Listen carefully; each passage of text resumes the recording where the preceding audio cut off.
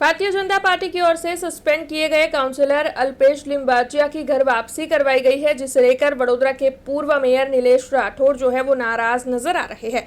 दरअसल भारतीय जनता पार्टी में से 3 साल पहले सस्पेंड किए गए काउंसलर अल्पेश लिम्बाचिया को स्थानीय निकाय के चुनाव से पहले पुनः भारतीय जनता पार्टी का खेस पहनाकर उनकी घर वापसी करवाई गई है, जिसके मद्देनजर पूर्व मेयर नीलेश राठौड़ की ओर से रोष जताया जा रहा है।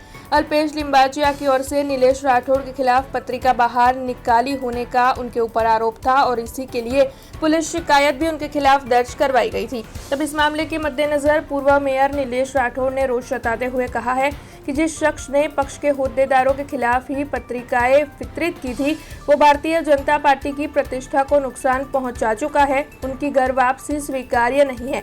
साथ ही उन्होंने ये भी कहा है कि अल्पेश लिम्बाचिया को वापस लेने से केवल वो ही नहीं बल्कि उनके समर्थक कार्यकर भी काफी ज्यादा नाराज है।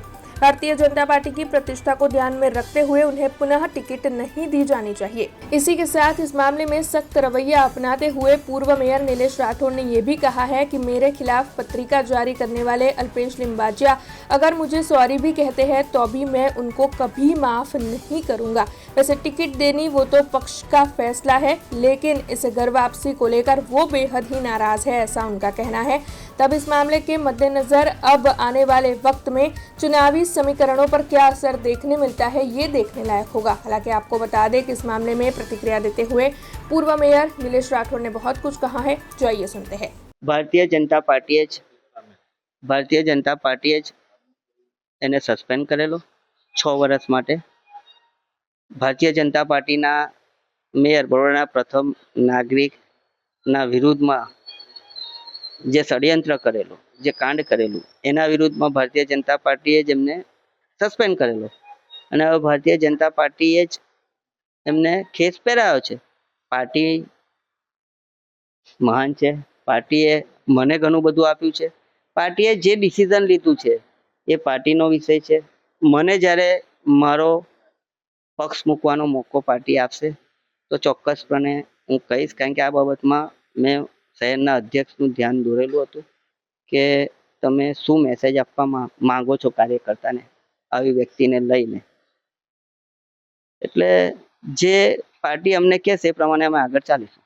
બરોડા શહેરના ઘણા બધા નેતાઓને આ વિષયની કોઈ જાણ નથી। જ્યારે જે લીધા છે, જે 2-4 નેતાઓ છે જેમને પ્રોપર પ્રદેશમાં જે રજૂઆત ખોટી થઈ છે, પ્રોપર રજૂઆત નથી થઈ, પ્રદેશમાં પ્રોપર વાત નથી મુકાઈ, એના કારણે કદાચ આ ડિસિઝન લેવાયું। જગ જાહેર છે કે ભાઈ ગુરુ ચેલાની જે જોડી છે એ જગ જાહેર છે કે કયા ગુરુના ત્યાં આ ચેલો કાયમ ફરતો હોય છે ને સાથે લઈને ફરતો હોય છે, જગ જાહેર છે।